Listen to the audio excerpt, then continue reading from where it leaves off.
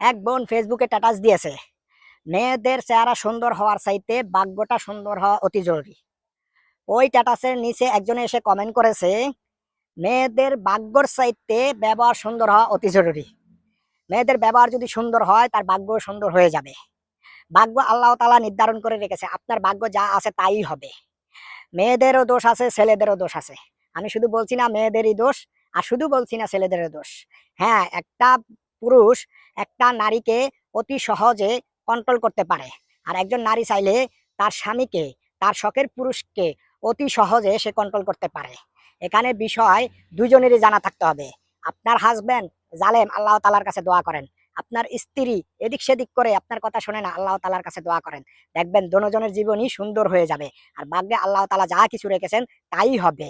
নারীদের নিয়ে, মা বোনদেরকে নিয়ে কথা বলে অনেক ধরনের কথা বলা যায়, কিন্তু আমরা সেই ধরনের কথা না বলে আমরা কি করব? মা বোনদেরকে সুন্দর সুন্দর উপদেশ দিব।